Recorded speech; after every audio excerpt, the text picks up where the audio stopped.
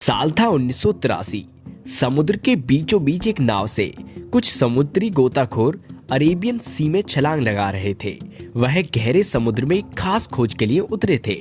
सतह से कई मील नीचे उन्हें जो नजारा दिखा उसने पूरी दुनिया को चौंका कर रख दिया।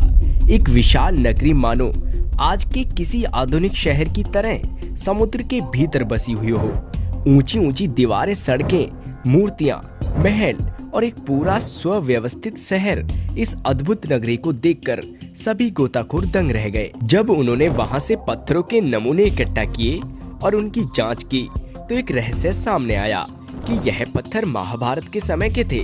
यह वही नगरी थी जिसके बारे में महाभारत में भी उल्लेख मिलता है। यह कहानी है भगवान श्री कृष्ण की पवित्र नगरी द्वारिका की। लेकिन आगे बढ़ने से पहले इस वीडियो को एक लाइक करके चैनल को सब्सक्राइब जरूर कर लीजिए।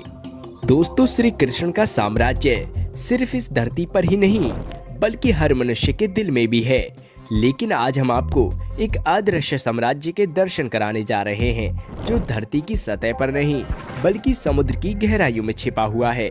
यह वही स्थान है जहां कभी श्री कृष्ण ने अपनी सत्ता की नींव रखी थी, जहां का हर कण उनकी लीलाओं का साक्षी रहा है। आज वहां केवल समुद्र की लहरों का शोर सुनाई देता है, लेकिन यह नगर जो कभी नदी और अरब सागर के संगम पर बसा था आज भी श्रद्धालुओं के लिए एक देवभूमि के रूप में पूजनीय है। भागवत पुराण के अनुसार कंस का वध करने के बाद श्री कृष्ण यादव वंश के साथ मथुरा में बस गए। लेकिन कंस की मृत्यु से क्रोधित उसके ससुर जरासंध ने मथुरा पर 18 बार हमला किया।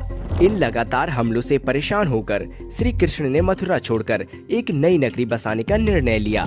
उन्होंने समुद्र के बीच एक विशाल शहर के निर्माण का आदेश दिया, लेकिन इसके लिए समुद्र देवता की अनुमति आवश्यक थी।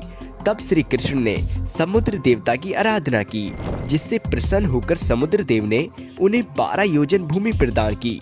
इसी धरती पर भगवान विश्वकर्मा ने द्वारका का निर्माण किया। द्वारका एक अत्याधुनिक नगरी थी जिसकी योजना और वास्तुकला आज की शहरी संरचनाओं को भी पीछे छोड़ देती है। सड़कों से लेकर सोने के महलों तक बड़े दरवाजों, बगीचों और तालाबों को अत्यंत सुंदर ढंग से निर्मित किया गया था।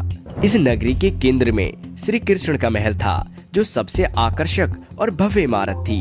जब द्वारका का निर्माण पूरा हो गया तब श्री कृष्ण अपनी योग माया से पूरे यादव वंश को मथुरा से द्वारका ले आए।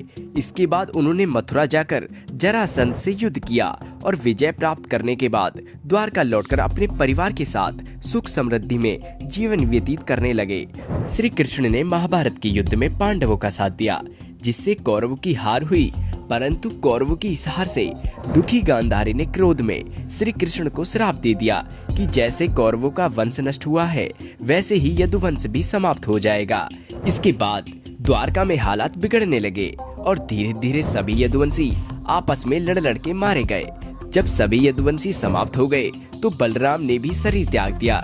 बलराम के जाने के बाद श्री कृष्ण अत्यंत दुखी हो गए और वन में अकेले विचरण करने लगे। एक दिन वे एक पेड़ की छांव में बैठकर विश्राम करने लगे। उसी समय जरा नामक एक शिकारी ने दूर से श्री कृष्ण के पैर के अंगूठे को हिरण का मुख समझकर तीर चला दिया।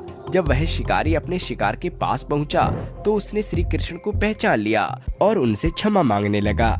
श्री कृष्ण ने उसे अभयदान देकर शांत भाव से देह त्याग दी। श्री कृष्ण की मृत्यु का समाचार जब अर्जुन तक पहुंचा तो वे अत्यंत दुखी हो गए।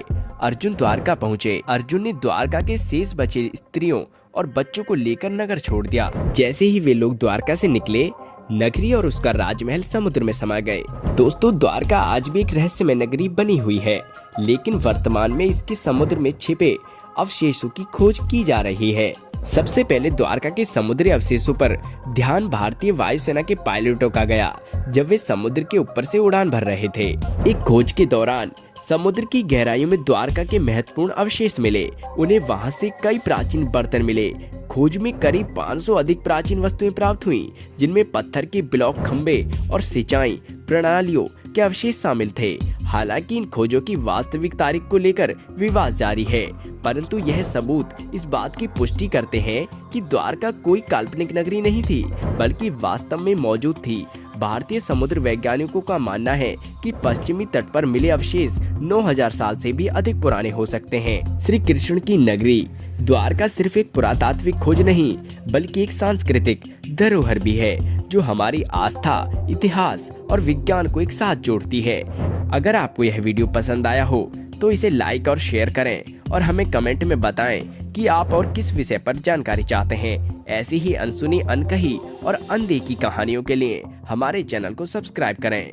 धन्यवाद।